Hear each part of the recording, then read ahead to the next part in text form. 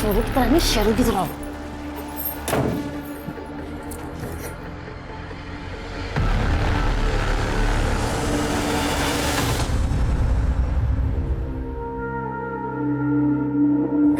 दादा,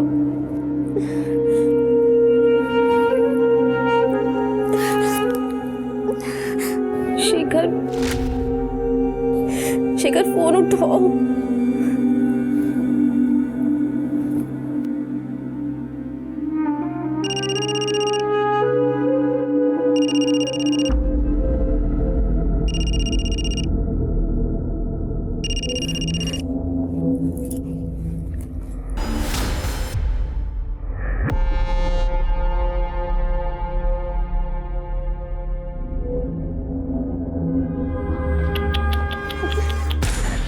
अरे रे रे रे, कितना मारा है तुझे। अच्छा, मैं ना मलहम लगा देता हूँ।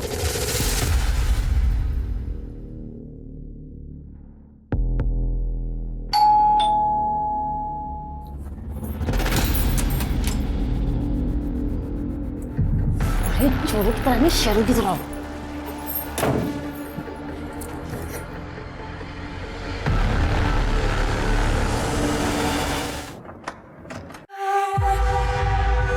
आशीष, कैसी हो? मैं ठीक हूँ। बोल कर गए थे कि जल्दी आ जाऊंगा, लेकिन इतने दिन लगा दिए। अरे क्या करूं मेरी जान, काम धंधे के लिए बाहर तो निकलना पड़ता है ना। फिर ये लॉकडाउन हो गया, अभी भी कैसे आया हूँ सिर्फ मुझे पता है। और इस लॉकडाउन में तुम्हारे बिना मेरी क्या हालत हुई है वो मैं किसे बताऊं? मुझे बताओ ना।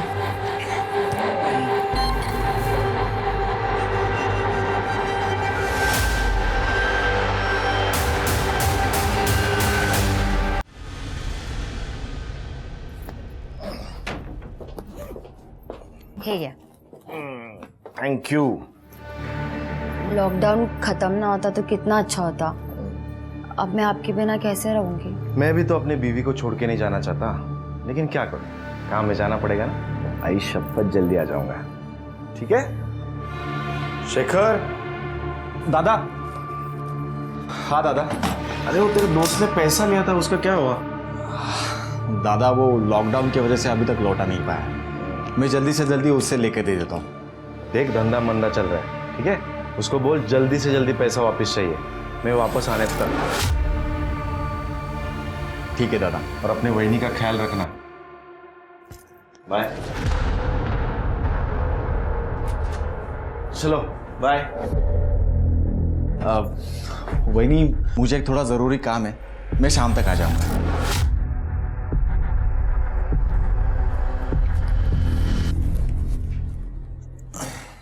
बाय।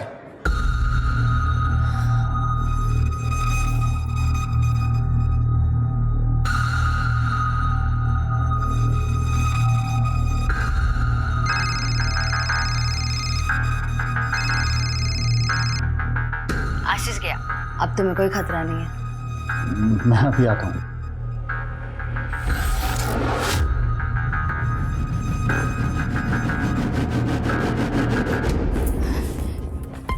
तुम्हें शर्म नहीं आती?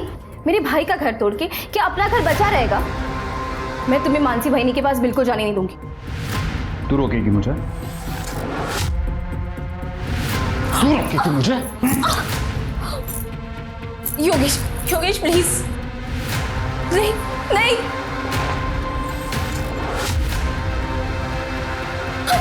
मुझे रोकेगी तू? हाँ? क्या कर रहा है तू? खमाटा मेरी बहू पर हाथ उठाए तो फिर इसे कहो कि काम से काम रखे, वरना खाएगी। और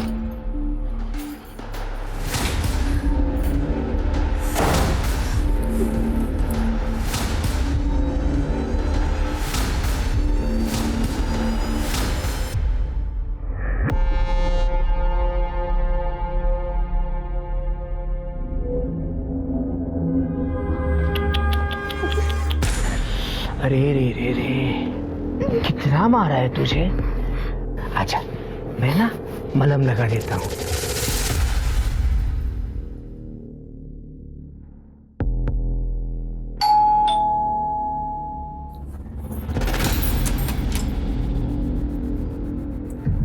अरे चोरी की तरह नहीं, शर्म की तरह।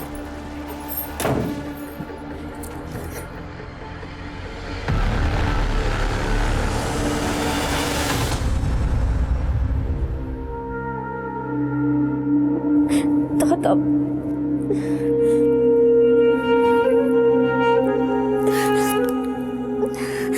शेखर, शेखर फोन उठाओ।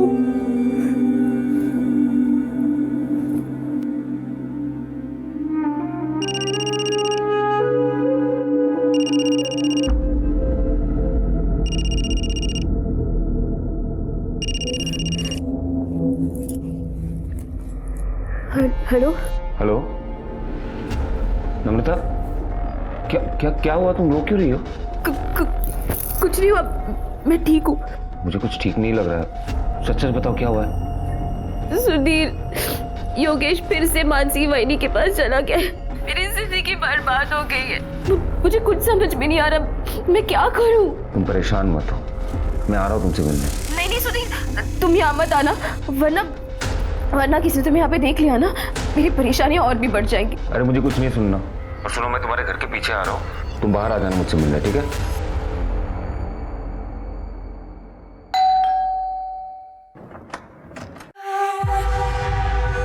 आशीष, कैसी हो? मैं ठीक हूँ। बोल कर गए थे कि जल्दी आ जाऊंगा, लेकिन इतने दिन लगा दिए। अरे क्या करूं मेरी जान, काम धंधे के लिए बाहर तो निकलना पड़ता है ना। फिर ये लॉकडाउन हो गया, अभी भी कैसे आया हूँ सिर्फ मुझे पता है। और इस लॉकडाउन में तुम्हारे बिना मेरी क्या हालत हुई है वो मैं किसे बताऊं? मुझे बताओ ना।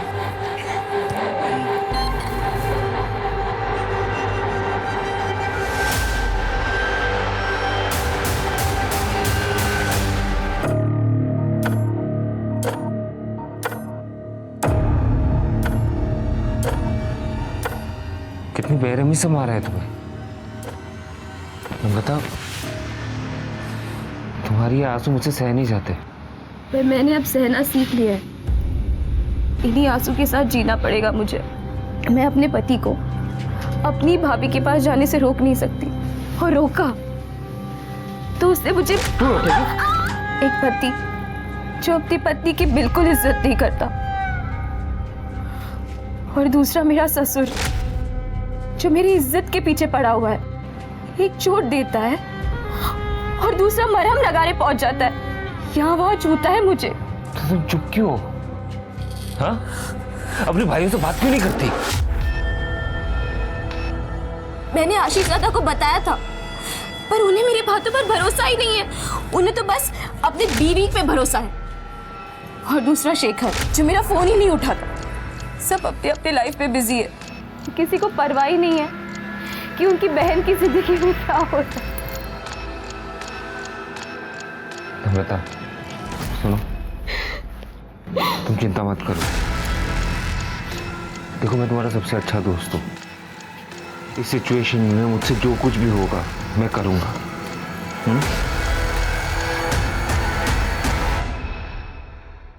आ नहीं सकते थे, फोन तो कर ही सकते थे ना। अरे हाँ, वो इस मक्कर का भी फोन अभी आना था।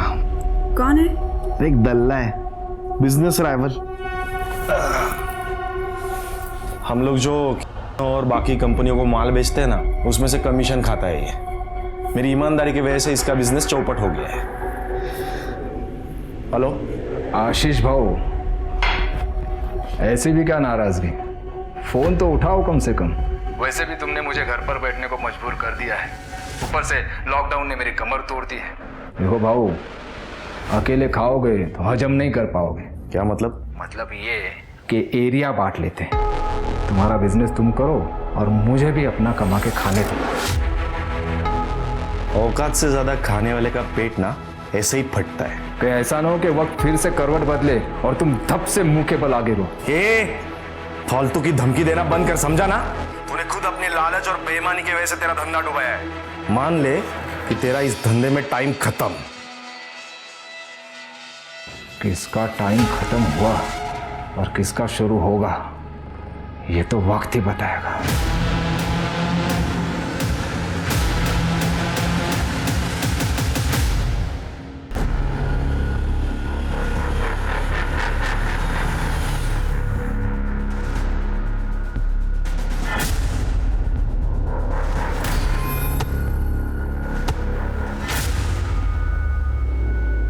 लो तुम मिठाई खाओ।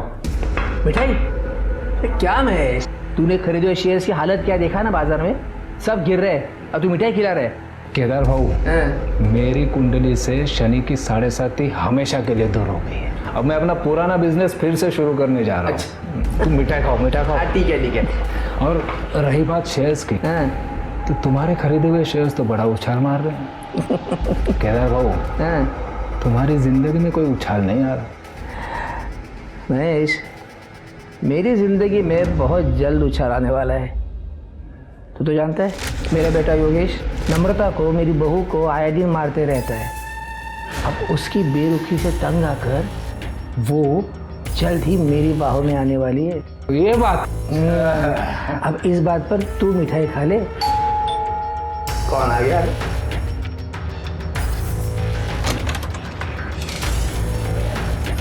महेश कुलकर्णी। हाँ मैं संजय, वो शेयर मार्केट में इन्वेस्टमेंट की बात करना चाहता हूँ। हाँ हाँ, आइए आइए।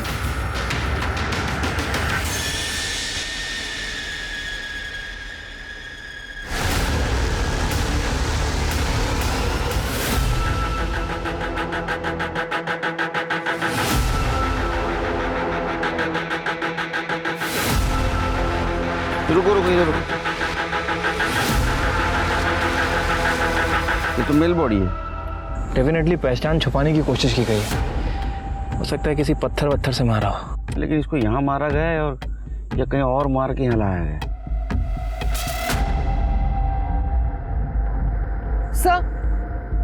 सर ये कच्ची सड़क आगे तक जाती है। शायद कोई गाड़ी आके ये लाश फेंक के यहीं से गई होगी। आसपास पूछताछ करो, किसी ने कोई एक्टिविटी देखी है क्या? और आसपास जितने भी पुलिस स्टेशन है वहाँ इंक्वायरी करो, कोई मिसिंग कंप्लेंट है क्या? ठीक है सर।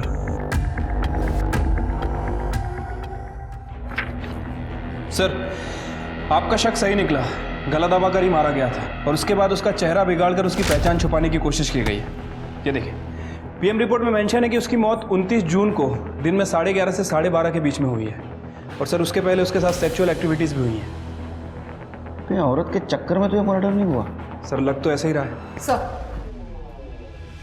सर बॉडी की डिटेल से कोई मिसिंग कंप्लेंट मैच नहीं हुई है और जहाँ ये लाश मिली वहाँ रोड के अलावा और कोई आबादी नहीं है, इसलिए कोई डिटेल्स नहीं मिल पाई। ठीक है, इस मर्डर केस की इन्वेस्टिगेशन शुरू कर दो और फोटोग्राफ आसपास के पुलिस स्टेशन में सर्कुलेट कर दो और बॉडी का डीएनए टेस्ट भी करवाओ। ठीक है सर।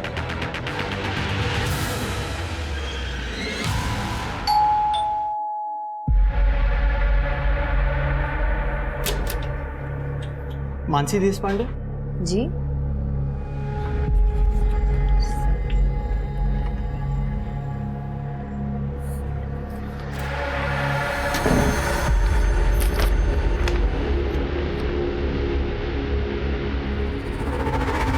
क्या? आशीष का डेथ सर्टिफिकेट? हे भगवान, ये क्या हो गया? आशीष, वही क्या है? हे भगवान,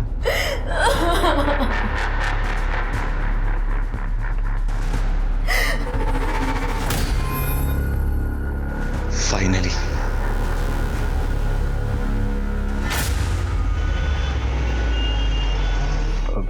ठीक है, मैं बोल दे। सुनो, क्या हुआ?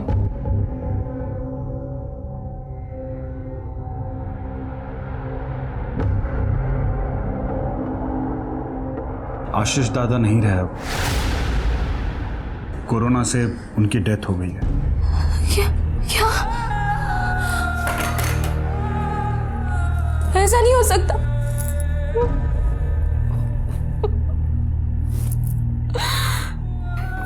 संभालो अपने आप को। अब वैसे भी हमारे रास्ते का कांटा तो निकल ही गया ना। मैं तुमसे तलाक देके मानसी से शादी कर लूंगा।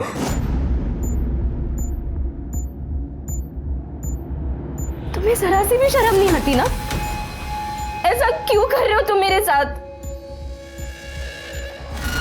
योगेश योगेश रुको योगेश, प्लीज मुझे ऐसे मत ठुकराओ। छोड़ बाला। योगेश, तुम्हारी हिम्मत कैसे हुई नम्रता के साथ ऐसा बिहेव करने की? चलता हो, गेट आउट।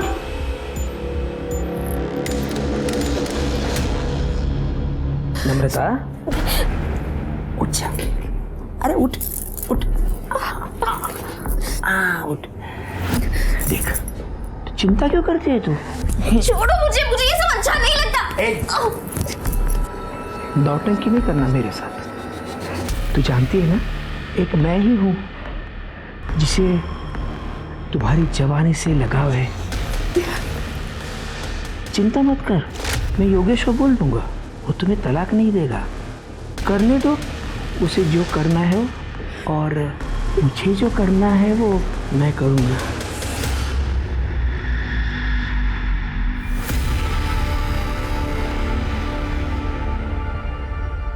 ये नंबर क्यों नहीं लग रहा है? ये आशीष का नंबर कई हफ्तों से स्विच ऑफ क्यों आ रहा है? सब कुछ ठीक हो बस।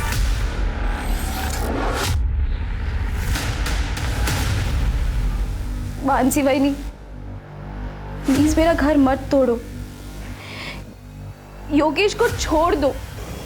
देखना अमृता, तू अपने पति को नहीं संभाल पाई तो इसमें मेरी क्या गलती है? मतलब तू सीधे से नहीं मानेगी? अगर एक बार तूने और हाथ लगाया ना तो तू जिंदा नहीं रहेगी। मेरे भाई को हाथ कैसे लगाया? शेखर, ये मानसी बहनी और ये योगेश दोनों का चक्कर चल रहा है। क्या?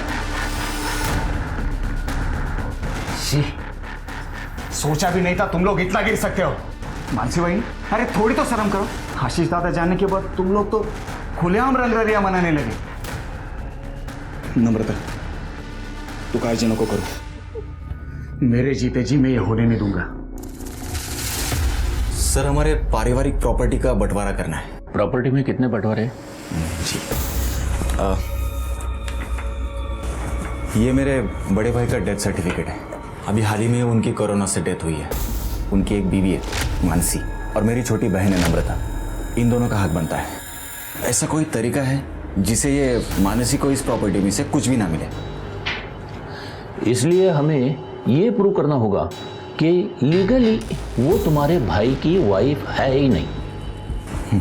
और दूसरी बात, वो किसी और से शादी कर ले तो उन्हें प्रॉपर्टी का कोई भी हिस्सा नहीं मिल सकता। जी, थैंक यू।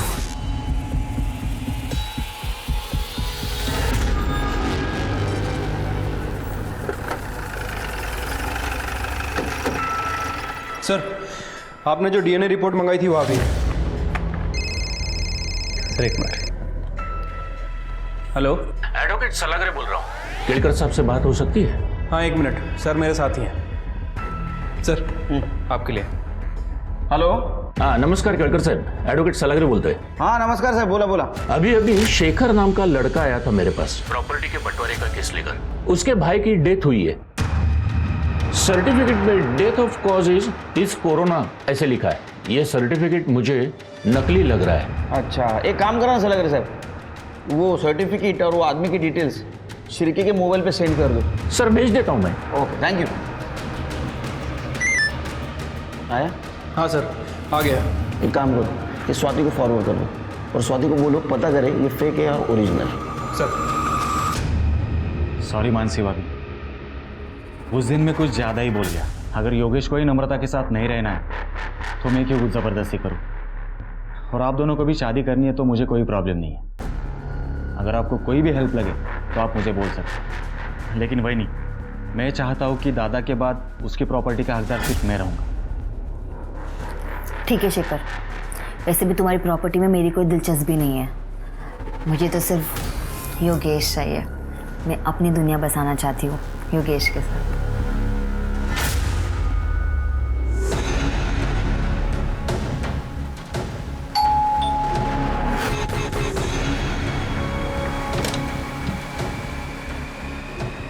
आशीष, आइए ना।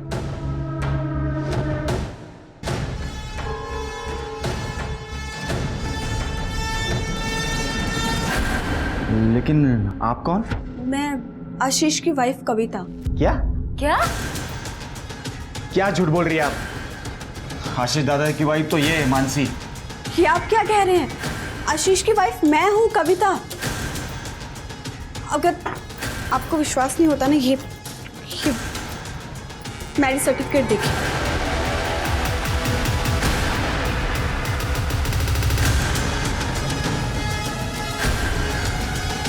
और ये सर्टिफिकेट तो आपकी शादी के भी पहले का है।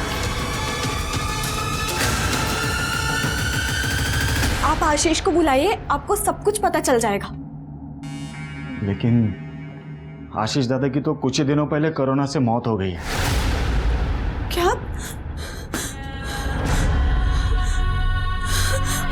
आशीष?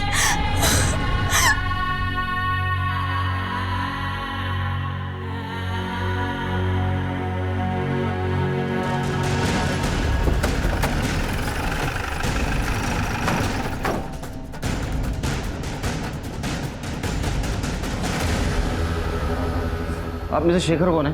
सर शेखर मैं हूँ। आपके भाई की कोरोना से मौत हुई, आपको कैसे पता चला? जो सर्टिफिकेट आपने लॉयर को सबमिट किया था, कहाँ से मिला था आपको? सर वो सर्टिफिकेट तो कुरियर से आया था। हाँ सर, कुरियर तो मैंने खुद रिसीव किया था। देखो ये यही था। हाँ सर, सर्टिफिकेट तो यही था। ये फेक है क्या? पहचानती थी यहाँ कुछ ना कुछ तो गलत हो रहा है। आप? मैं आशीष की वाइफ कविता, लेकिन यहाँ आकर पता चला तो ये कि आशीष की बीवी बनी बैठी है। ज्यादा कुछ बोला ना, तेरा मुंह तोड़ दूंगी मैं। काम कर रहा हूँ। अब आशीष से आखिरी बार कब मिली? सर वो 22 जून तक तो यही थे, उसी दिन वो गए थे। हाँ सर, उसी दिन वो मेरे पास भी आए थे। एक हफ्ते के बाद 29 जून को वो बिजनेस टूर के लिए निकल गए थे।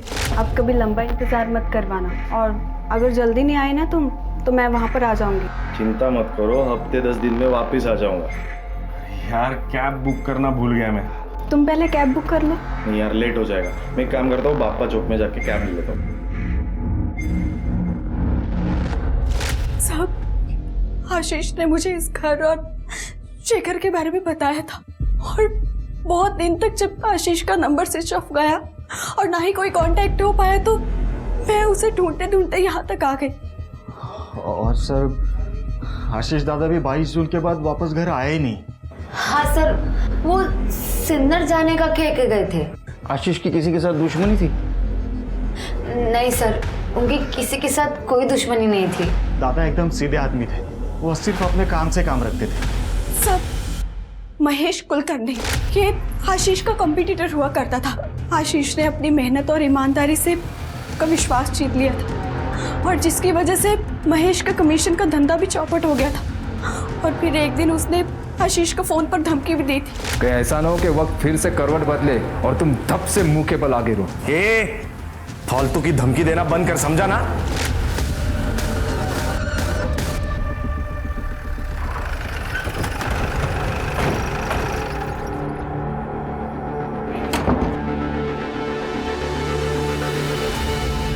परेशान हो गए हमको देख के? नहीं सर, ऐसी कोई बात नहीं है, बताइए मैं क्या कर सकता हूँ।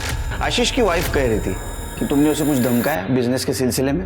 सर बिजनेस में ये सब होते रहता है। आशीष ने मेरा धंधा चौपट कर दिया था, तो गुस्सा तो आएगा ही, फिर भी मैंने समझौते के लिए उसे फ़ोन किया था सर। हाँ उस वक्त थोड़ी बहसबाजी हुई थी बस, बाकी मैं कुछ नहीं जानता सर। नहीं, कुछ जानते हो तो अभी बता दो, क्योंकि हम अगर जानने की कोशिश करेंगे तो बताने के लायक नहीं रहोगे। मैं सच कह रहा हूँ सर, मैं कुछ नहीं जानता।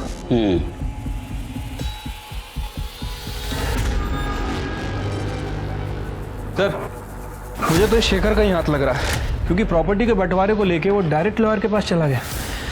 सर ये बात कुछ हजम नहीं हो रही है। लेकिन आशीष को मार के शेखर को ज्यादा कुछ नहीं मिलता, क्योंकि आशीष के मरने के बाद उसकी प्रॉपर्टी तो उसकी वाइफ को मिलने वाली थी।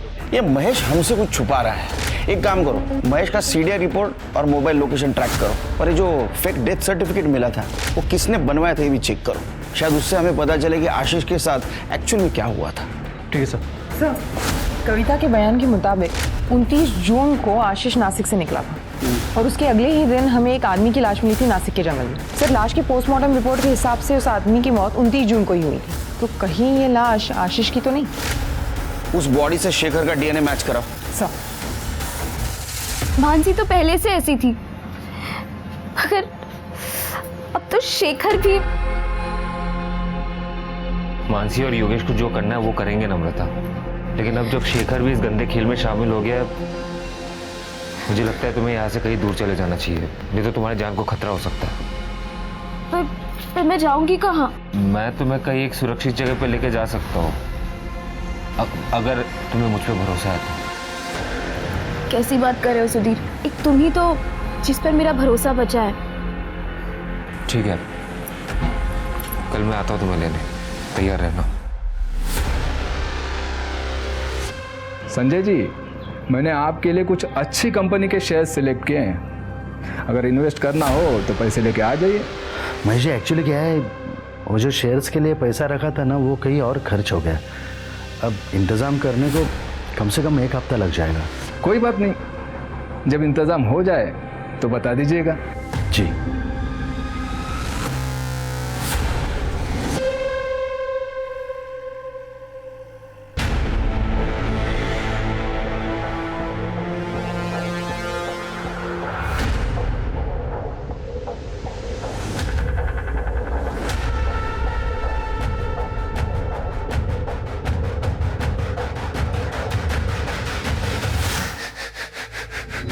नम्रता, नम्रता, नम्रता, क्या है?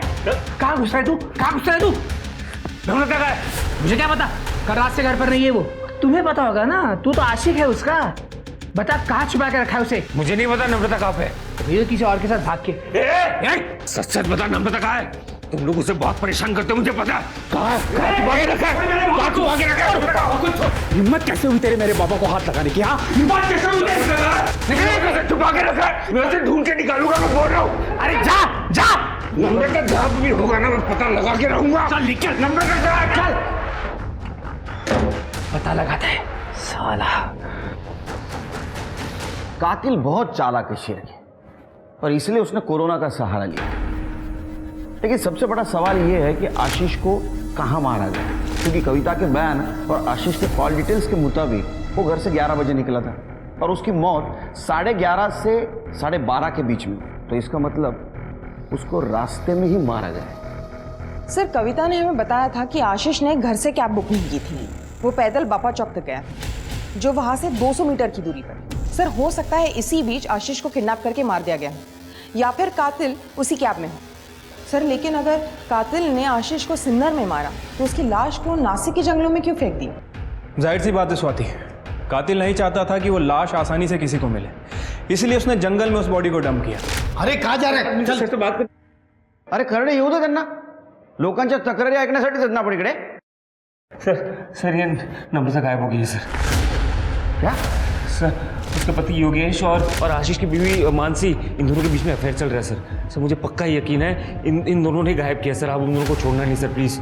गायब कौन कर सकता है लेकिन नम्रता को? सर शेखर उसका भाई सर वो भी ये कर सकता है सर। ये योगेश और मानसी की शादी को रोकने के बजाय वो उसे सपोर्ट कर रहा है प्रॉपर्टी के चक्कर में सर। और नम्रता ने उसे वार्निंग दिया कि अगर उसने ऐसे किया तो प्रॉपर्टी में अपना हिस्सा वो नहीं छोड़ेगी। इन सबसे पूछताछ करनी होगी। अरे सर हमें नहीं पता वो कहाँ चली गई है। हाँ सर, एकदम कैरेक्टरलेस औरत थी, कितनों के साथ उसके चक्कर थे सर, और उसमें से ये एक सुधीर भी है, पूछिए उसको। और सर एक बार तो उस के लिए इसने मुझे मारा भी था, पूछो। को जानवर को तार मारा तूने? हाँ? अब मार क्या होती है ना, मैं तुझे बताता हूँ। तुझे क्यों इतनी तकलीफ हो रही है? हाँ? तेरा अफेयर चल रहा है क्या उस के साथ? तेरे जैसा नहीं समझा, और ना ही वो मानसी की तरह है कि पति होने के बावजूद यहाँ मुंह मारे। तो तुम लोग कर रहे हो। अगर नम्रता को कुछ भी हुआ ना तो मैं तुम लोगों को छोड़ूंगा नहीं। एक तरफा ही सही, लेकिन मैं उससे बहुत प्यार करता हूँ। मुझे छोड़ूंगा नहीं। अरे सर ये झूठ बोल रहे हैं, उसका कोई चक्कर किसी के साथ नहीं चल रहा था। हाँ मैं मानता हूँ कि मेरा एक तरफा प्यार था उसके लिए, हम दोनों बहुत अच्छे दोस्त थे सर, इसलिए उसने मुझे सब कुछ बताया कि कैसे वो उसे मारता था और इसका ये बाप उसे मलहम लगाने चक्कर में उसको मोलेस्ट करता था सर। उसे लगा कि वो इस घर में सुरक्षित नहीं है, उसको मेरी मदद की जरूरत थी। उससे पहले कि मैं उसे कोई सेफ जगह पे लेके जाऊं, इन लोगों ने उसे गायब कर दिया सर। अरे झूठ बोल रहा है सर, खोटा बोलते हैं। ये खुद उसको भगाने के चक्कर में था और अब हम पर आरोप कर रहा है अभी। हाँ सर, मैं झूठ नहीं बोल रहा हूँ सर, मेरी बात मानिए सर। आप मुझ पर कैसे इल्जाम लगा सकते हैं सर? आशीष को ढूंढने के लिए आई हूं मैं यहाँ। और तू, तेरा भाई मरा नहीं और तू वकील के पास चला गया, अजीब नहीं लगता तुझे? सबसे ज्यादा शक ना तुम दोनों के ऊपर है। एक सीधा सीधा उगल दे वरना डंडा मार के उगलवाऊंगा। सर मैंने कुछ नहीं किया, मुझे सच में कुछ पता नहीं। सर हमें जितना पता था आपको बता तो दिया। वो सर्टिफिकेट भी कोरियर से आया था।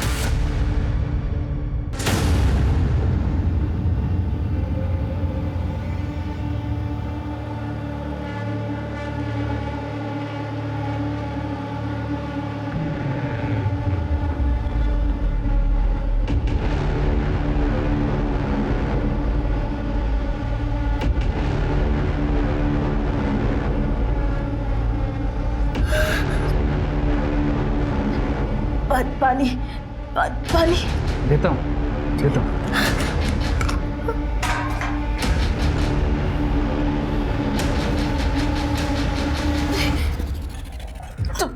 तुम मेरे साथ ये सब क्यों कर रहे?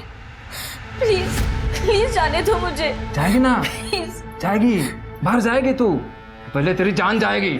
तेरे भाई ने मुझे डुबाने के लिए जितने पत्थर मेरे गले में बांधे थे ना, उन सबका गिन गिन के बदला लेना है मुझे। नहीं नहीं प्लीज नहीं।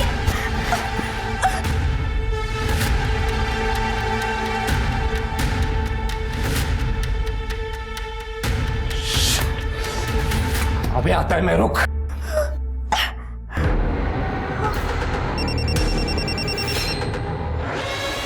Hello hello hello Sudhir. Namrata, तुम कहाँ पे हो? तुम ठीक तो हो ना? नहीं सुधीर, मुझे इन लोगों ने ना महेश कुलकर्णी के घर पे बांध कर रखा है। ये घोल चौक है ना? हाँ हाँ बस वही। सुनो, तुम फिक्र मत करो, ठीक है? मैं तुरंत आता हूँ वहाँ पे, तुम फिक्र मत करो। हाँ सर, अभी तक इस नम्रता की सीडीआर से कुछ खास पता नहीं चला। 31 जुलाई से इसका फ़ोन स्विच ऑफ है और अभी तक स्विच ऑफ ही है। सर, हो सकता है कि नम्रता अपने हस्बैंड के साथ घर से भागी हो या फिर कोई उसे ज़बरदस्ती करके ले गया हो सकता है कि मानसी और योगेश भी इसमें इन्वॉल्व हो। अरे शेखर? हाँ सर, इस शेखर को भी इग्नोर नहीं कर सकते हैं क्योंकि वो प्रॉपर्टी के लिए कुछ भी कर सकता है। और हमें सुधीर ने बताया था कि नम्रता अपना हिस्सा शेखर से मांग रही थी। सर वो नम्रता का पता चल गया सर।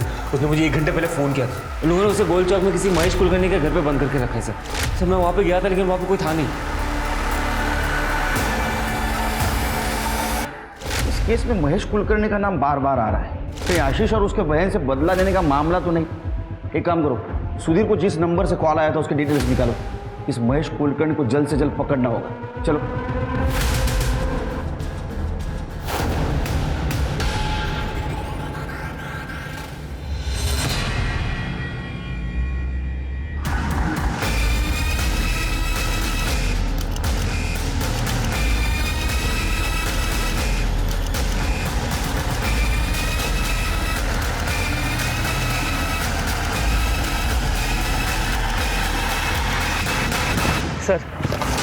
सर यहाँ पे सर ये यहाँ।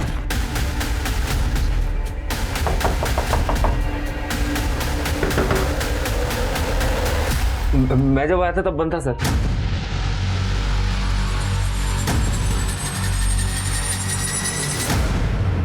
नम्रता चेक करो। सर ये तो मर चुकी है।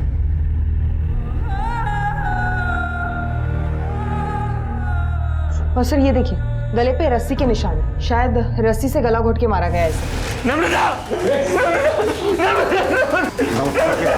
नौटंकी बंद कर। तूने मारा है नम्रता को? तो एक तरफा प्यार करता था ना उससे।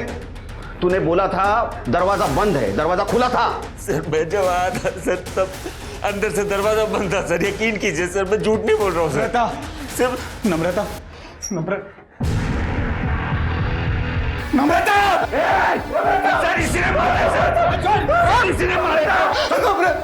तुझे कैसे बता रहे नम्रता यहाँ है? सर शेखर ने मुझे फोन करके बोला था नम्रता यहाँ पे।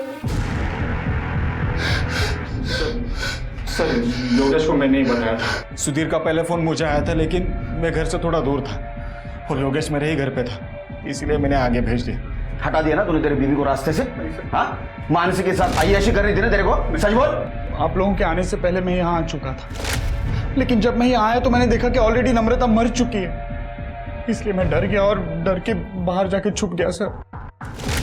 सर ये शायद महेश का फोन है जिससे नम्रता ने सुधीर को कॉल किया। महेश मिल गया। क्या रे, खुश हो गया ना तू? भाई बहन को मार के तेरा बदला पूरा हो गया? सर आशीष और नम्रता को मैंने नहीं मारा है। हाँ, मैं नम्रता को यहाँ ले आया था, पर केदार के कहने पर। देख, मेरी बहू नम्रता घर से भागने की तैयारी में है। वैसे मेरे बेटे योगेश ने तो उसे जिंदगी से निकाल ही दिया है। अब उसको किसी सुरक्षित जगह की तलाश है। इस स्थिति में उसके भाई का दुश्मन मतलब तू, तेरे उस वाले घर से सुरक्षित और कौन सी जगह हो सकती है? उसके बाद में केदार के घर पहुंचा। केदार ने नम्रता को पहले ही बेहोश करके रखा था। फिर मैंने नम्रता को गाड़ी में डाला और यहाँ ले आया। सर उसके बाद मैंने और केदार ने बारी बारी नम्रता के साथ शारीरिक संबंध बनाए। इन सबको कस्टडी में ले लो। चलो चल, चल, चल। अरे साहब, वो महेश झूठ बोल रहा है। एक नंबर का की इंसान है वो। हमेशा औरतों के पीछे पड़ा रहता है। हमारे घर में आता जाता रहता था। और आपको बताया था मैंने, नम्रता हमारी बहू, उसका चाल चलन ठीक नहीं था। इतनी सफाई देने की जरूरत नहीं, सबका कैरेक्टर सर्टिफिकेट है मेरे पास। कोई सबूत है आपके पास? आएगा। जिस दिन मेरे हाथ सबूत आएगा, मेरा हाथ चलेगा। ये तेरे हाथ कुछ नहीं रहेगा। ये केदार का सीमेंट सैंपल कलेक्ट करो और क्राइम सीन पे जो कॉन्डोम मिले उससे मैच करवाओ। सर नम्रता की पीएम रिपोर्ट। सर नम्रता की मौत गला घोटने की वजह से हुई है। इसके गले पे रस्सी और कुछ ट्रेसेस भी मिले हुए हैं। इसके अलावा बॉडी पे कहीं कोई स्ट्रगल के निशान नहीं है और मौत 11 से 12 के बीच में हुई है। CCTV footage? नहीं सर, वहाँ कोई सीसीटीवी कैमरा नहीं है। ये बात समझ में नहीं आ रही शिर के। ये नम्रता ने सुधीर को कॉल किया, सुधीर ने शेखर को कॉल किया, शेखर वहां तुरंत नहीं पहुंच पाया इसलिए उसने योगेश को कॉल किया। सब लोग वहां थे, तो कातिल कौन है? सर ये महेश के मुताबिक केदार को पता था कि नम्रता कहाँ है, लेकिन इस वक्त ये दोनों मर्डर से भी इनकार कर रहे हैं। नहीं शिर, मुझे किसी पे भरोसा नहीं, क्योंकि आशीष और नम्रता दोनों का मर्डर सेम तरीके से हुआ। तो हो सकता है इनका कातिल भी एक हो। सर हमें शेखर ने बताया था जब उसने योगेश को कॉल किया था तब वो आशीष के घर पे ही था। हो सकता है मानसी या कविता ने उनकी बात सुन ली हो। और वैसे कविता पर शक करने के लिए बहुत सारे रीजंस हैं। आशीष के मरने के बाद वो उसकी लीगल वाइफ है, तो शेखर जैसे ही प्रॉपर्टी पर उसका इक्वल दावा बनता है। सर मैंने नम्रता को नहीं मारा है। और सर मैं भी इस बारे में कुछ नहीं जानती हूँ। उस दिन नेटवर्क इशू होने की वजह से योगेश बाहर गया था सुधीर से बात करने के लिए, और जब योगेश अंदर आया तो उसने मानसी को बताया और मानसी ने मुझे बताया कि किसी ने नम्रता का किडनैप कर लिया है। हाँ सर, ये सही कह रही है।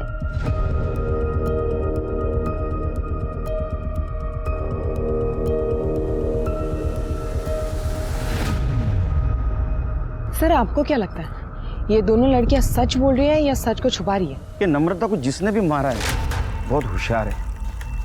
उसे ढूंढने के लिए मैं बहुत मेहनत करनी पड़ेगी। शिरके, ये आशीष का डुप्लीकेट डेथ सर्टिफिकेट जिसने भी बनवाया है उसका कुछ पता चला? फिलहाल तो नहीं सर। ठीक है। शिरके, तुमने एक चीज पॉइंट आउट की, खिड़की के बाहर 2 रस्सी के टुकड़े लटक रहे थे और बीच का हिस्सा गायब था। ये नम्रता को भी रस्सी से घोट के मारा गया है ना? हाँ सर। क्या ऐसा तो नहीं कि ये रस्सी उसके लिए यूज की गई हो? पॉसिबिलिटी तो है सर। एक काम करो, फॉरेंसिक टीम को बुला, हम लोग कातिल के बहुत नजदीक पहुंच गए। जल्दी। ठीक है सर। सर एक मिनट। हेलो।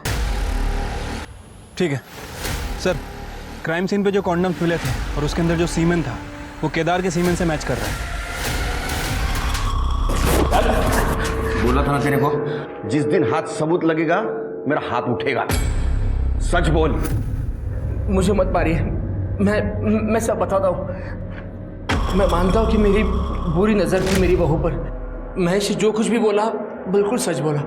ये नम्रता को किडनैप करने का प्लान मेरा ही था, लेकिन मैं सच बोल रहा हूँ। मैंने उसे नहीं मारा सर। तूने अभी आधा सच बोला है। तूने एक औरत को मॉलेस्ट किया है, एक औरत तुझे मारेगी। स्वाति, इसको इतना मारो ये सच बोले।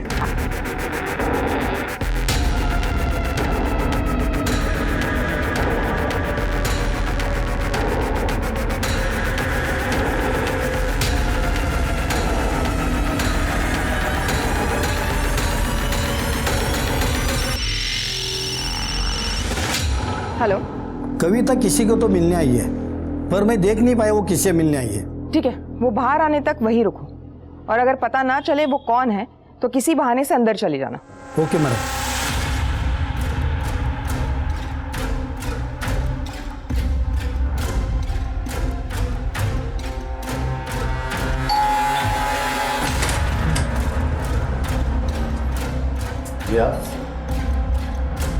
इलेक्ट्रिसिटी डिपार्टमेंटमधून आलोय. तुमच्या मीटरचं रीडिंग घ्यायचं आहे.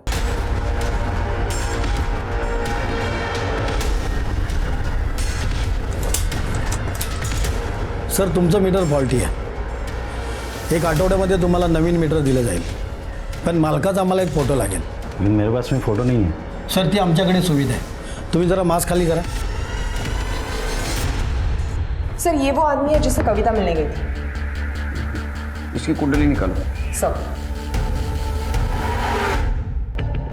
अब मेरे रास्ते में सिर्फ एक ही रोड़ा बचा है, और वो भी अपनी जगह पे पहुंच गया तो फिर सब कुछ अपना, ना कोई रोक टोक, सिर्फ मौज ही मौज. ठीक है सर, कविता जिस आदमी से मिलने गई थी उसकी डिटेल्स निकालिए. वो कविता का ही मामा है, संजय, इसी शहर में रहता है. सर, आशीष का जिसने फेक डेथ सर्टिफिकेट बनाया था उसका पता चल गया. ये उसका फोटो है. करडे ने जो फोटो भेजी तो दिखा. सर, ये दोनों फोटो तो एक ही आदमी के हैं.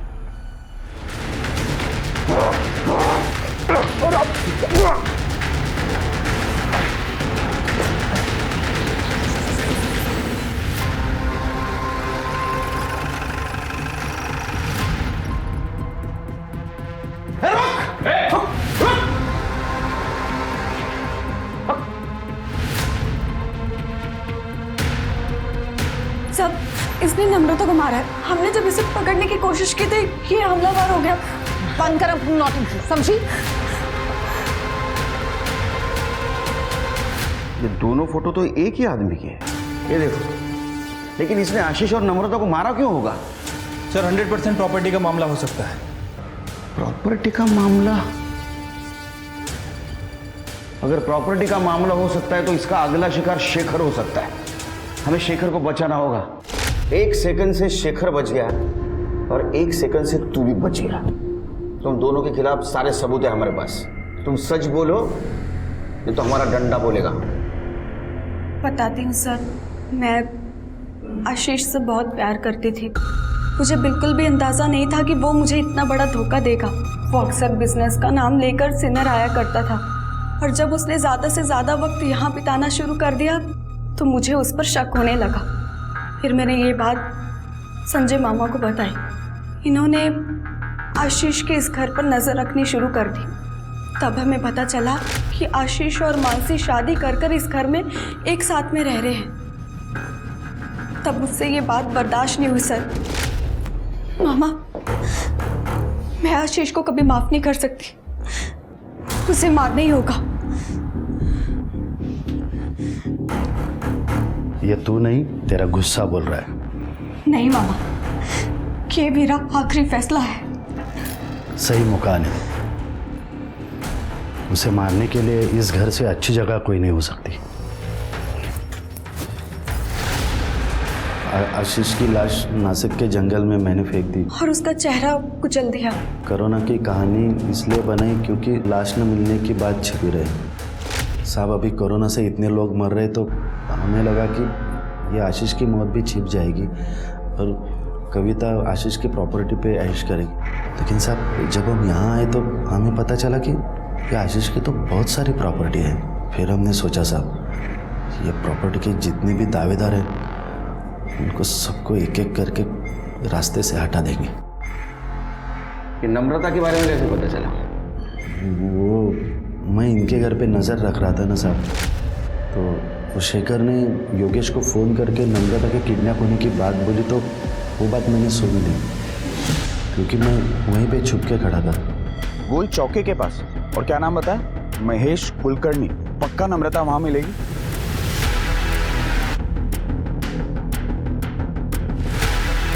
मैं वो एड्रेस पे पहुंचा और नम्रता को गला घुट के मार दिया सर। मैंने सुधीर को आते हुए देखा। उस सुधीर ने बहुत कोशिश की दरवाज़ा खोलने की, लेकिन मैंने उसे खोलने नहीं दिया। फिर सुधीर वहाँ से चला गया, फिर मैं भी वहाँ से चला गया सर। नम्रता के बाद सिर्फ अभी शेखर बचा था, उसे मारने ही वाले थे साहब, पकड़े गए। तुम्हें पता है लालच और बेवकूफ़ी में तुमने कितनी लोगों की जिंदगियां बर्बाद कर दी। आप दोनों को तो मौत से भी बदतर शिक्षा होनी चाहिए।